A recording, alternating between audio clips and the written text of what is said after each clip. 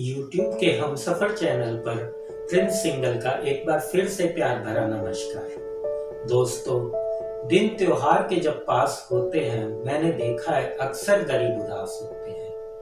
कभी कभी हमारे जीवन में कुछ ऐसी घटना घट जाती है जो हमारे दिल के पन्नों पर अपनी अमिट छाप छोड़ देती है। ऐसी ही एक घटना ने मेरे जीवन का नजरिया ही बदल दिया। उस दिन रात के 9 बज चुके थे।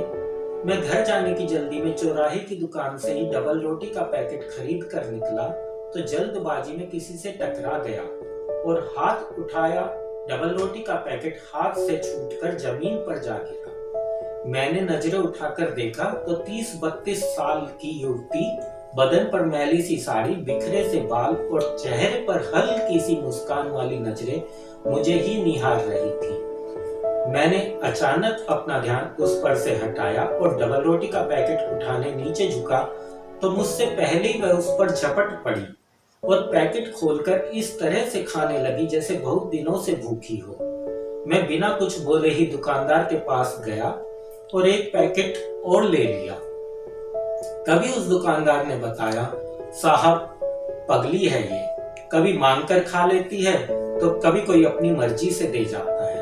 आखिर पापी पेट तो भरना ही है ना साहब। मैं दुकानदार की बात सुनकर चुपचाप चला आया, लेकिन न जाने क्यों उसका चेहरा मेरी आंखों के सामने रात भर घूमता रहा और अगली रात मैं फिर उसी दुकान पर डबल रोटी लेने पहुंच गया। आज मेरी नजरें उस युवती को ढूंढ रही थी। तभी चौराहे के दूसरी तरफ मुझे वह दिखाई दी। आज मैंने पहले से ही उसके लिए भी एक पैकेट और ले लिया और उसे देने लगा तो वह खुशी से उछलकर तालियां बजाने लगी जैसे किसी बच्चे को उसकी पसंद का खिलौना मिल गया।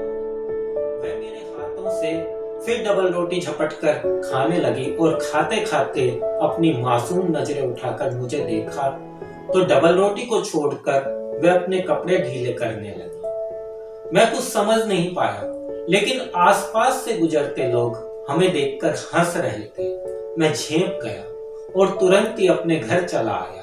दूसरे दिन जब डबल रोटी लेने गया तो दुकानदार ने बताया, साहब, बदनसीब पगली को लोग रोटी के बदले अपनी हवस का शिकार बनाते हैं। इसलिए कभी कभी ज्यादा भूख में खाने को मिल जाए तो बेचारी अपना फर्ज निभाने लगती है।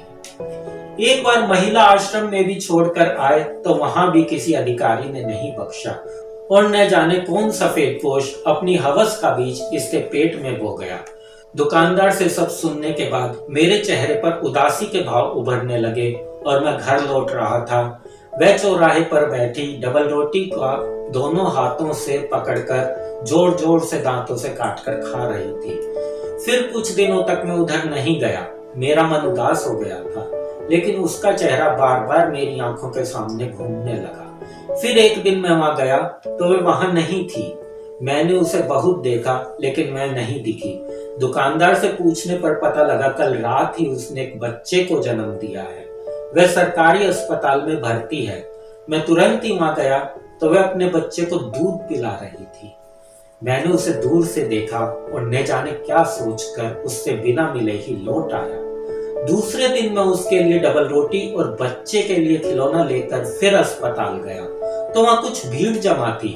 मैं भीड़ को चीरकर आगे बढ़ा तो पता चला कल रात ही उसका कोई बच्चा चुरा कर ले गया और उस बेचारी पगली ने रो रो कर अपनी जान दे दी। वह अब इस दुनिया में नहीं थी।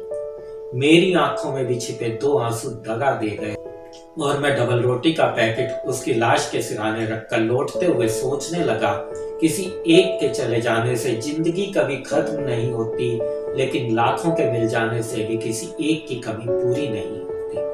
आज भी जब उस चौराहे से निकलता हूँ तो कार का ब्रेक लग जाता है और उस चौराहे से आवाज आने लगती है, यह गंदगी तो महल वालों ने ही फैलाई है, वरना गरीब तो सड़क से थैलियां भी उठा ले जाते हैं साहब।